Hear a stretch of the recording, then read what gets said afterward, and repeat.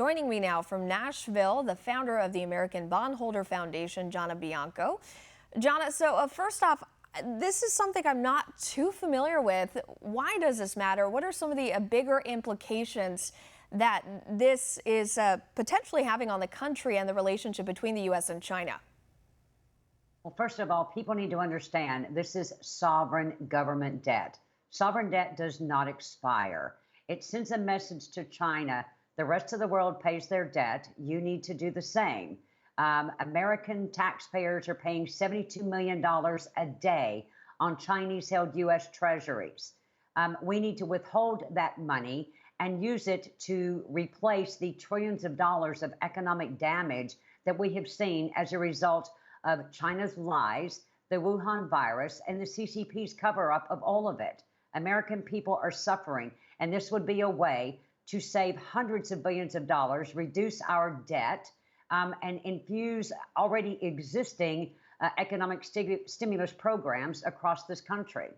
Well, Jonna, of course, we're in an election year, and oftentimes when we are in an election year, it's important to look at the connections that each candidate has outside of the U.S. So when it comes down to November, it all boils down to the election and the future of this debt and it being resolved as part of that. So when you compare President Trump's record on China versus former Vice President Biden's record, who do you think would be more likely to get this work done and get that debt settled with Beijing?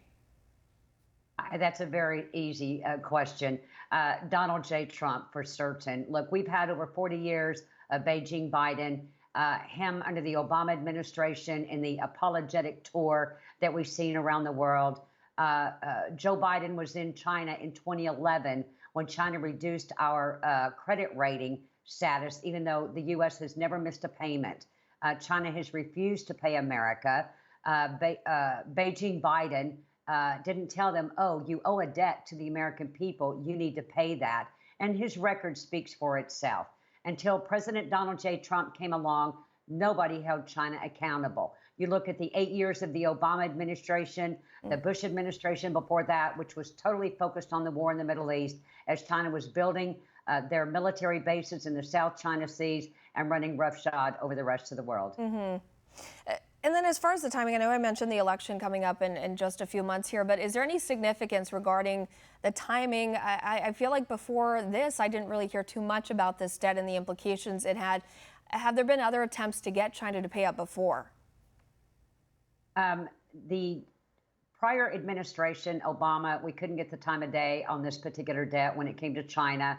And again, the Bush administration was focused on 9/11, the war on terrorism, the Middle East. Everybody was soft on China. Nobody held China accountable until President Donald J. Trump came into office. We saw horrific trade deals. We saw the trillions of dollars in loss of intellectual property theft, forced technology, China using the U.S. dollar to buy allies around the world from corrupt politicians to go against the United States. Until President Donald J. Trump came into office, no one held China accountable. And then speaking further about this accountability issue, would collecting this debt from China be a part of a series of steps that we've seen President Trump take to punish China for its handling of the virus, let's say, or for lying about the virus, or is it something else? Well, it's something else, and it's very important to collect this debt. It sends a message to China that you must play by the same rules that the rest of the world abides by. Look, China paid Great Britain for the very same bonds Americans hold in 1987.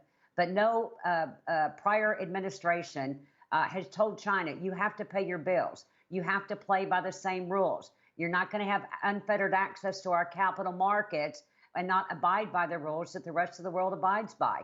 By collecting on this debt, sends a message to China, the buck stops here. You want to trade on our markets? It sends a message, uphold agreements. When you make an agreement, you sign on the bottom line, you must uphold that agreement. And I think that's a very huge step in sending a message to China that abide by the same rules, play by the same rules. Well, and we've seen, I mean, China, if you look at its history, it doesn't really have a record of being honest or transparent when it comes to a lot of these issues it's involved in. So what could the Trump administration do in order to ensure that the plans to collect this debt, for example, are followed through with? Well, first off, the sooner that Donald J. Trump stops allowing Wall Street firms, corporate America, the Goldman Sachs to run our Treasury Department and the finances of our country, the better off we're going to be.